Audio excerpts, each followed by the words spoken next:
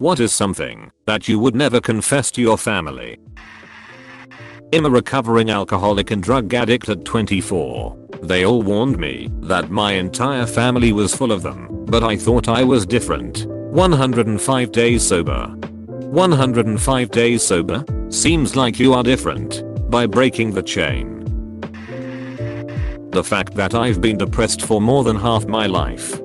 I remember a family friend had committed suicide and my parents were saying I don't understand how someone could do that. I calmly said I could really relate to why someone would do that. The look of disbelief and desperation on in my mother's face broke my heart, and I realized how she had interpreted what I said. I don't live at home, and for almost a month afterwards she would call me every day to check on me and make sure I was okay and tell me that I'm loved, and if I ever needed to talk about anything she and my father were always there for me. Do you feel her actions helped at all? Yes, it definitely made me feel a sense of belonging in this world. I'm really happy to only see them once or twice a year due to living 3,000 miles away. I just can't stand them.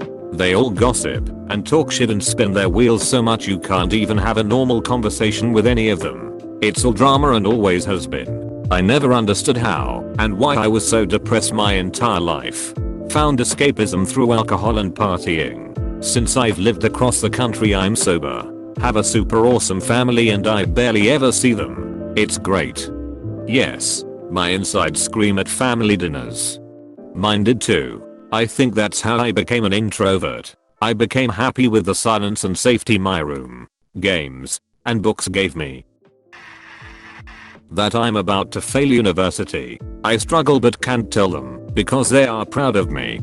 I've been there. When I finally had to tell them I tore the bandage off and told them a bunch of other stuff I was worried about. 2. I flunked out of college. That I'm B. And I'm an atheist. To their credit they took it in stride. Better than I imagined they would. They're still proud. And I imagine yours will be. 2. If nothing else, I'm proud of you for trying. What did you do after dropping out? I'm on the verge of it. I don't have any direction if I do. All I want is to feel loved and secure, but I don't feel that in this family. I feel you. That I've been sexually assaulted from a young age from multiple guys, one of them being my older brother. My mum found out about one of them, and she called me a slut, a whore and a prostitute, then said she wished I wasn't her daughter because I'm a disgrace and I ruined her life. So I never told her anything about any of the others. Honestly, duck that response your mum gave you. I hope you get the help you need and find people that support you in your life.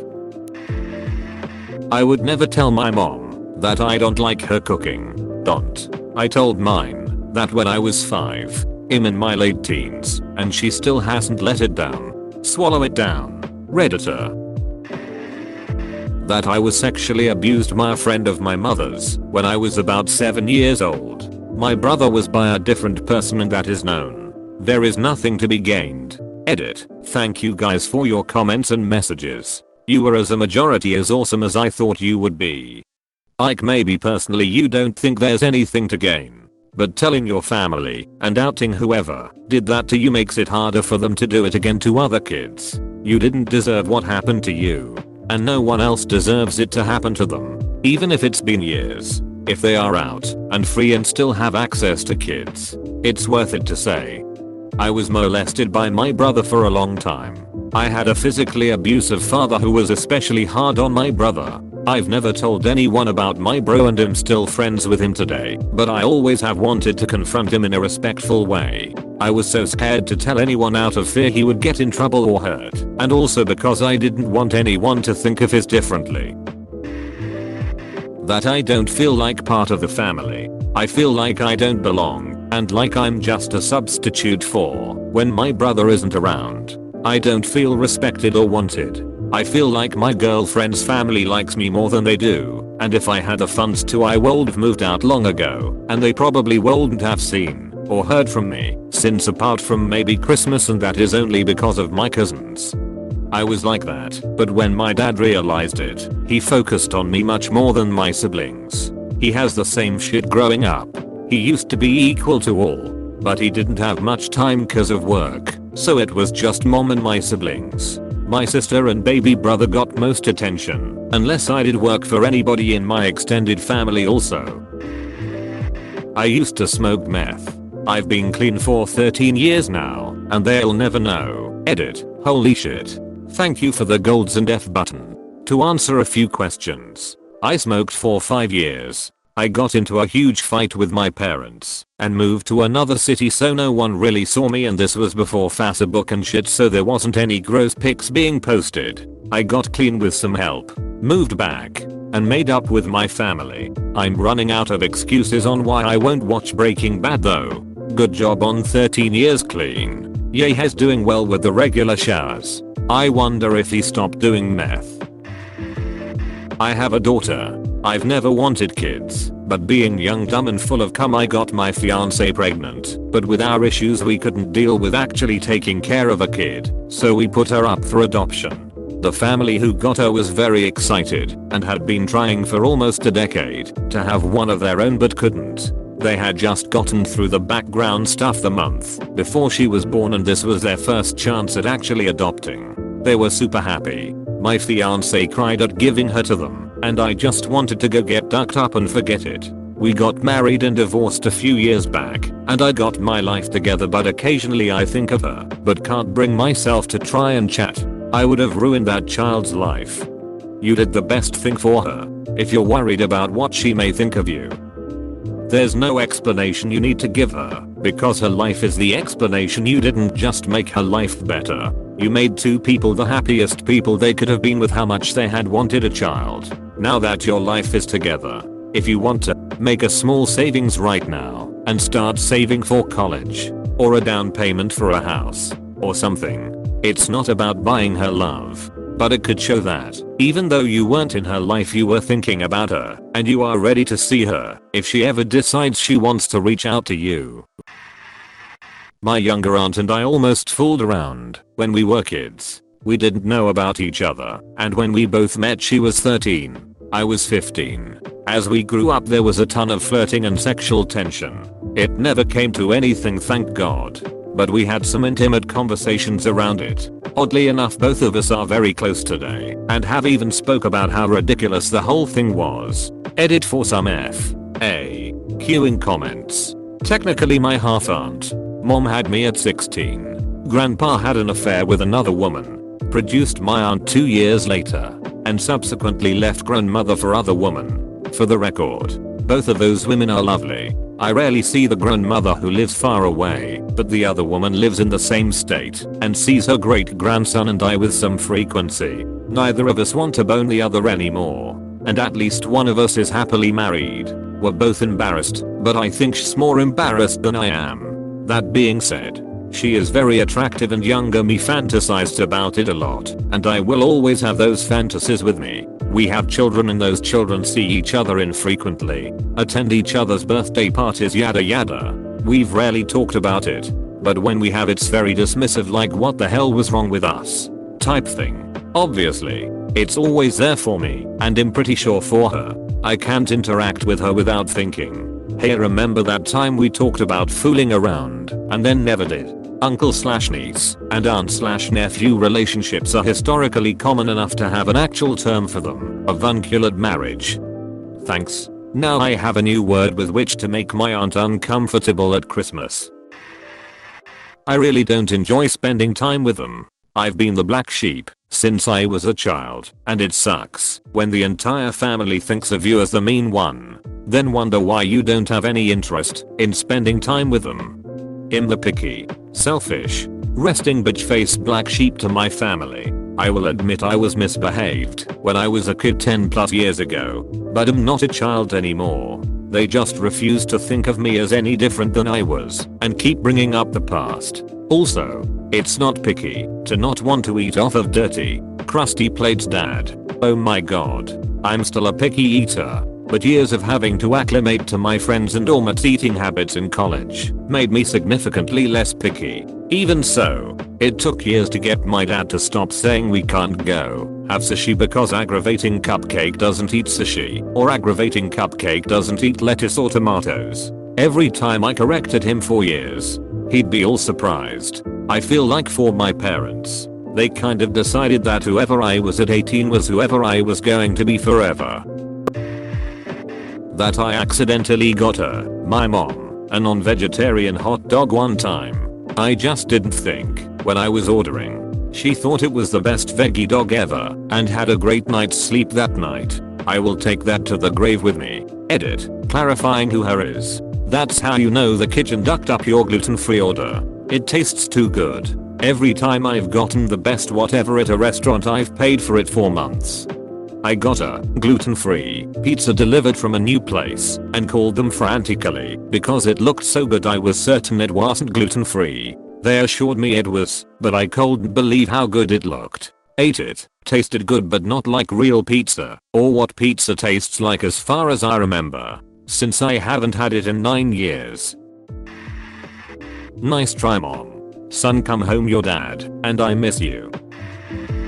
The code for price clause to work correctly depends on make, but most modern key code ones use factory code 5,318,008. Hehe. I would never tell my grandmother how much of an idiot I think my uncle is. She buries her head in the sand about him. Edit. I'm probably not your wife, cousin, niece or sister. Thanks for asking. I think you're related to me. Edit. I'm the niece. And me. How sad I am. Almost any of my thoughts, feelings and beliefs on anything. I don't think that's really a bad thing. They don't need to know any of that. Damn. That hit me hard. I also try to appear happy to them, even after going through depression in a point of my life. And even when they are explicitly asking me, are you happy? For me it feels like it's better off they don't know. I also feel a great deal of shame about it. As much as I try, it's next to impossible to articulate how they made us, my siblings and myself, feel as children and the deep-seated emotional trauma that brings with it. We love each other even now, and by no means were they terrible people or the kind of parents that'd have been taken away with. They did their best and tried so hard, but they aren't perfect and their mistakes cut deep. I still have a relationship with both of them, and I love them dearly. I guess that's probably why I'll never tell them how awful it all was. I physically can't bring myself to it. It's like trying to talk when your tongue goes numb. I can't imagine breaking it to them that they sucked. I hear you there. My parents are good people and try their best, but the stuff they get wrong has lasting impact on all of us. We aren't close as a family. I don't know how to open up to people except Reddit, but that isn't the same as opening up directly to a person. Throughout my childhood I would go back and forth between loving and hating them. My little sister, 7, gets not nearly enough attention. Me and my oldest brother spend most of the day in our rooms. Quarantine has us all living together. I just can't tell them how much it's hurt. All the things from childhood that continue to affect us. My mom in particular would feel so bad. And what good would it do anyway? I just can't. I say this a lot. My parents are good people but terrible parents. Neither of them had good parents, so they had no clue how to be good parents, and at the time no resources to be better. They just did what they could with the knowledge and tools they had. My mom was a tad better with me than my older sibs. Not everyone is a child development expert. Parenting is a job that takes skills that people rarely have. Some get skills in a hurry, some never do. If you couple all that with their personal and economic stress and events and their own unresolved trauma, and you just have a recipe for an environment that will damage the kids. I tried to tell them in the past, but they weren't ready to deal with it. So, it was met with denial. Now that they are older they admit everything. It doesn't matter much, because I never needed their validation. But it's good for them to process their life and work it out in their mind. A lot of people can't even recognize their parents' mistakes and go on to repeat them, so it's not a bad thing to recognize the trauma and heal it. That I handcraft/cast in silicone, nerdy sex toys, and pay bills with darn money. Do you have a website for research? It's under construction since I changed workshop, but I'll PM it to you if you're interested once it's back up. My husband knows, but I'm very apathetic and don't feel a lot. I do feel and have feelings, but not the same as other people seem to. I know what I should feel and have learned how to react when I need to. But I tend to truly only feel more extreme emotions, and the rest of the time I'm just content or neutral. So that's the word to describe that. Yeah, I think I'm that too. Most of my mental health was caused by them. I love my parents, but I'm mentally screwed up. I'm not a sociopath, but I have issues, and I'm Asian and mental health isn't something that is considered an illness in the Asian community. How are mental illnesses treated in the community? Like a ducking joke. I myself am suffering from depression, but it's seen as what's with that face. Don't you show me that face, or I will whoop your ass. This is from my parents, and I have completely stopped showing and telling them anything about me, and now all they see is a fake grin on my face, which says I'm all fine, and I don't give a shit about you. I was also thinking about suicide, and it slipped out of my mouth while talking to a friend, and he said, yeah, that doesn't matter as much.